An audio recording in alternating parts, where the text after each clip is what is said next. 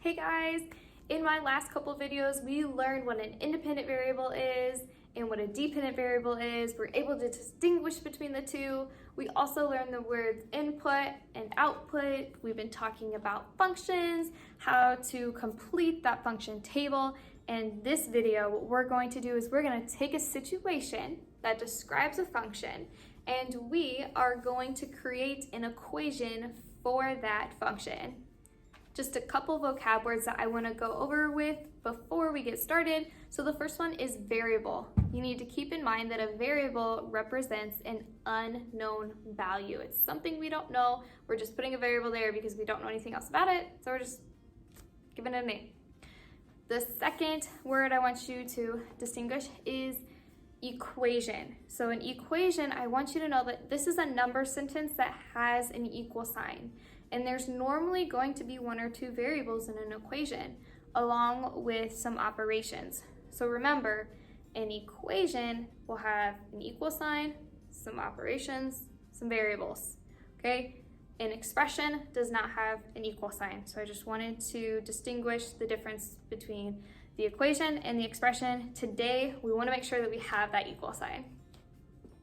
For example, today, I'm going to go buy some pencils and they cost $3 per package. So when I read this statement, the first thing that I want to do is distinguish between the independent variable and the dependent variable in this situation. So I notice that I'm buying pencils that cost $3 per package. So I know that if I'm purchasing an amount of packages, that I'm going to have some sort of cost growing or decreasing. So I know that the amount of packages I buy doesn't really depend on anything besides what I need, but the cost of the packages depends on how many packages I buy. So I'm going to write the cost as my dependent variable and the number of packages as my independent variable. So the cost that I am spending on the pencils depends on how many packages I am purchasing. The second thing that you want to do after deciding what's independent, what's dependent, is we're going to give them a new name. I just listed the words that kind of came from the problem, but now we want to assign them a letter. We want to give them an actual variable. So I'm gonna call this one P. That's the variable I'm going to assign because packages. And then for my dependent variable, I'm gonna call that one C. So now I have assigned them each a variable. So P represents the amount of packages that I'm purchasing, and C represents the cost, the amount of money that I'm spending. In this situation, to find out how much I'm spending, I would take the amount of packages times the $3 that it costs per package. So I'm gonna go ahead and write that information down. So I have the number of packages times the $3 will tell me the total amount that I am spending on pencils. But what I'm going to do is I'm gonna replace these words with my variables. So remember, I decided that I was replacing the amount of packages with the variable P. So I'm gonna write a P, keeping my multiplication sign right in between them. Next, I'm going to replace this $3 represents the cost. I decided that cost was going to be the variable C. So now I have P times C.